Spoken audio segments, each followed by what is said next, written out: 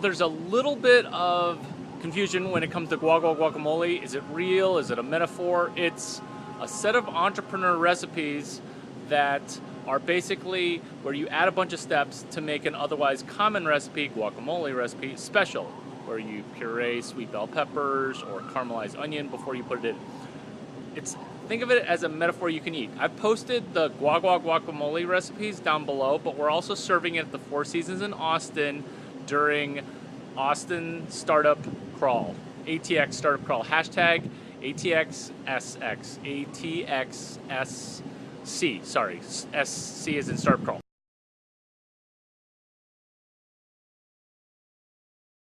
ATXSC, Austin Startup Crawl, is something that you can prepare for. This is how everyone else is doing. Everyone else is just gonna sign up, see how it goes, and hope. That's a 3-step recipe. If you're in Austin, I recommend that you do a 25-step recipe, and that is this. Add a bunch of steps where you can prepare before you go on the startup crawl, where you set an intention, hey, I wanna start something new, or I wanna get notoriety and get distribution and meet all the right people. So I've posted ideas for how to do this, something called Gua Gua Guacamole, which is down below.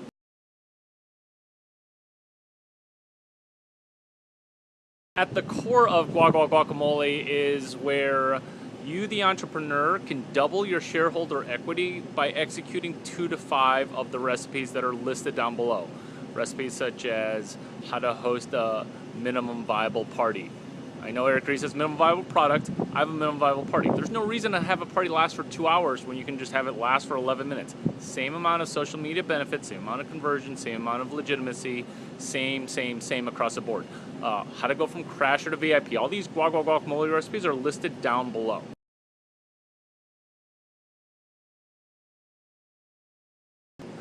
The origins of Gua Gua Guacamole. As an engineer, you should be interested in how these things were derived. I didn't derive any of this stuff. I didn't make up any of it. I just made up the name. These recipes are actually called, if they're to be derived, really pattern replicated or copy pasted, which is chapter 3 of my book. 1983 business strategies from my mentor, Mark McCormack. He's the one who wrote What They Don't Teach You at Harvard Business School, and he's the one who educated me when I was an undergrad. So what I get that worked so great in the 90s, you now get.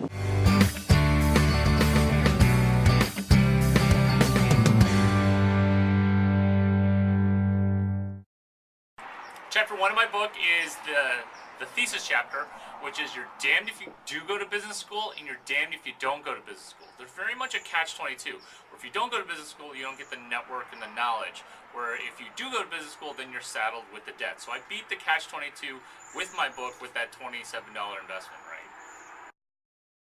Chapter 2 is a super gritty chapter on treasure management, and treasure management is critical because we don't want to have money be a horrible master. Remember, it's a wonderful servant, and if you've got debt or are under the fiend of needing short-term money, you're going to make horrible decisions, whether or not you go to business school. So chapter 2 is my chapter on treasure management. It's the largest, grittiest, most granular chapter in my book, chapter 2.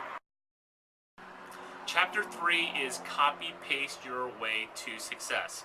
Notice the chapter of the book, people get it confused. In fact, they get it confused with my mentor's book, which is what they will never teach you at Harvard Business School. See, I get the two mixed up and they're interchangeable. Many great things have been copy-pasted. The Constitution, Thomas Jefferson copy-pasted John Locke. Wicked is a copy-paste of an old property. Copy-paste your way forward, chapter 3. Chapter 4 is on networking. I steal from the best speakers, Mark McCormack, obviously, but also Susan Rowan and how to work a room. Networking is one of the best things that you can do before you go to business school, or even if you are currently in business school, where I got to speak at that one that was in the Palo Alto area. Networking gets you a great Rolodex, and then my subsequent chapter, chapter 5, then talks about how do you get mentors from those awesome networking functions and accelerated networking. Chapter 5 of my book gets you your entire ROI for the $150 that you spend for, it's $170. You just raised the price. You know what? I'll charge you $150 if you buy it for $170, and then email me my phone number 650-283-8008.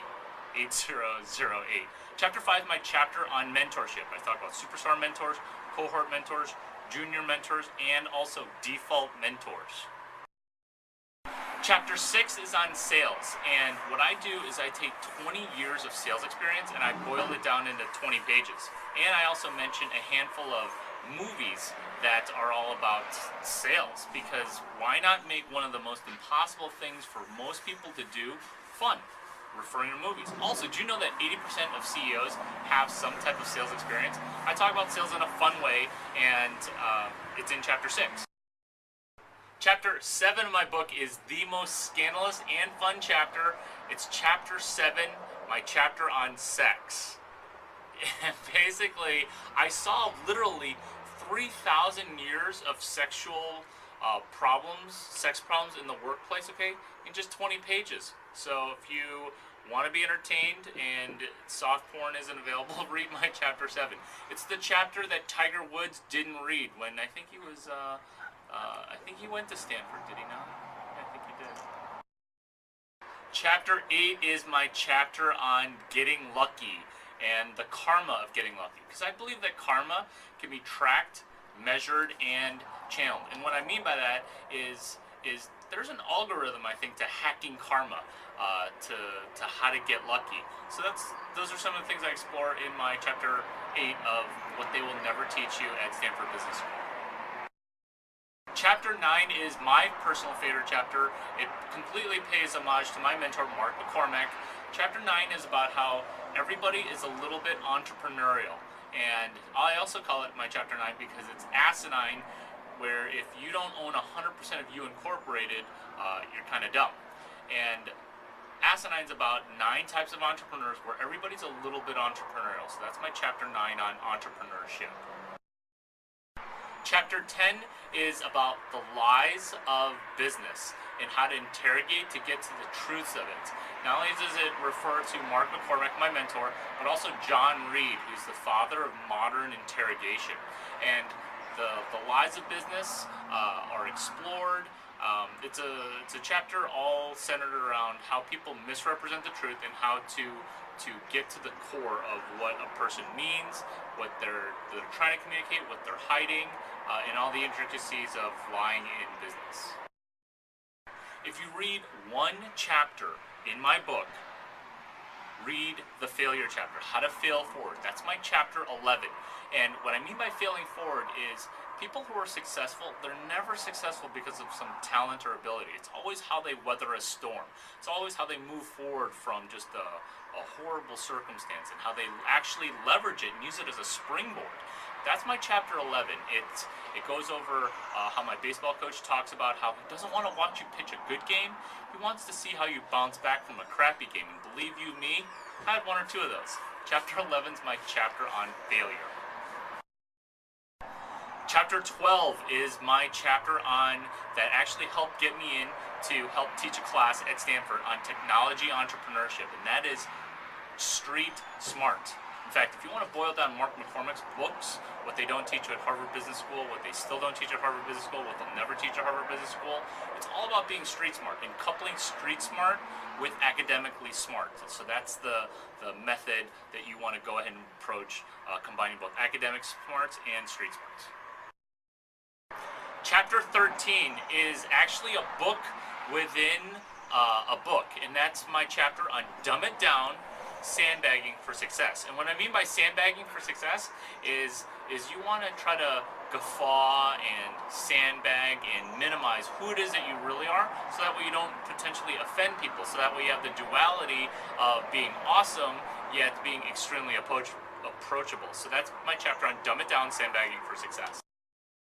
Chapter 14 is my last chapter of what they will never teach you at Stanford Business School, and that is my chapter on basically coming to the conclusion that you actually do want to go to Stanford Business School.